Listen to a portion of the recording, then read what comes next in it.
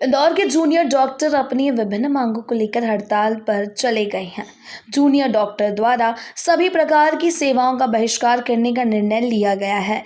यह निर्णय FORDA द्वारा चलाए जा रहे नीट PG काउंसलिंग में हो रही देरी के विरुद्ध आंदोलन को समर्थन देने, काउंसलिंग जल्दी कराने एवं जब तक नए जूनियर रेसिडेंट डॉक्टर नहीं आते तब तक नॉन अकेडमिक JR को लेकर लिया गया है। वहीं जूनियर डॉक्टरों का कहना है कि एडमिशन नहीं होने के कारण यह वर्ष शून्य वर्ष होने की कगार पर है। वहीं जूनियर डॉक्टर संगठन द्वारा अपनी मांगों को लेकर इंदौर, रीवा, जबलपुर, ग्वालियर शहरों में अनिश्चितकालीन सेवाएं बंद रखने का निर्णय लिया है।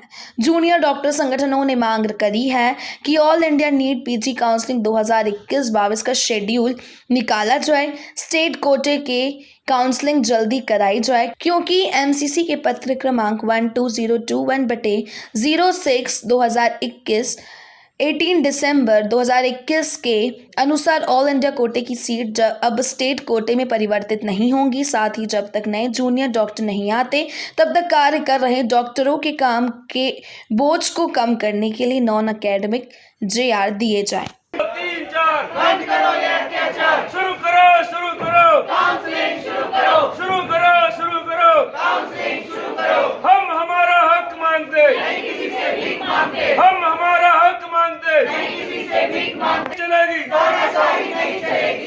दिसंबर से, अगर आपको याद होगा, दिसंबर की स्टार्टिंग से ये स्टार्ट हुआ था। तब हम लोगों ने मरीज़ों के हित को ध्यान में रखते हुए धीरे धीरे करके एस्केलेट किया था, ये सोच कर कि सरकार हमारे सिर्फ एक सांकेतिक प्रदर्शन में ही हमारी बात को समझ जाए। लेकिन क्योंकि सरकार से हमें कोई भी कॉन्क्रीट, कोई भी ठोस कदम नहीं उठता हुआ दिखाई दिया, हमें चीज़ें अपनी बात कहने के लिए चीज़ें बढ़ानी पड़ी।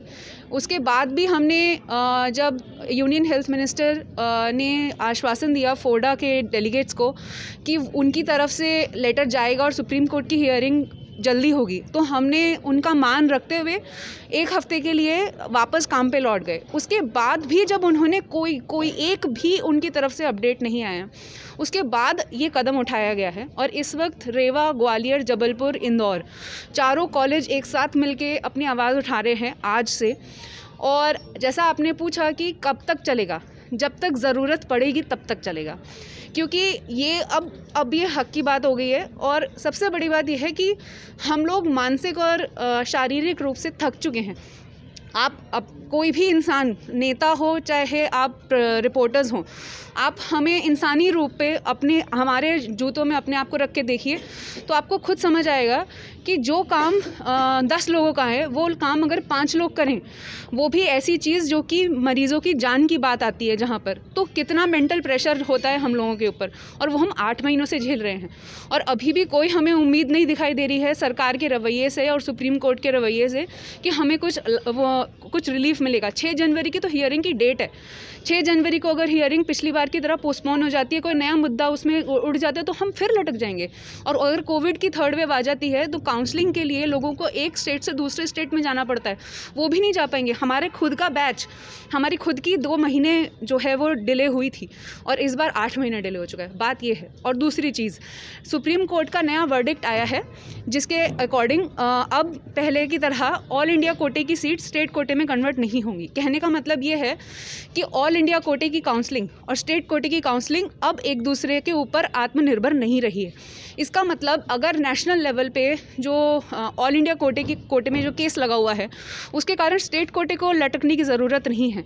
सरकार चाहे तो स्टेट कोटे की काउंसलिंग इमीडिएट रूप पे शुरू करके हमारी प्रॉब्लम को कम से कम आधा कर सकती है।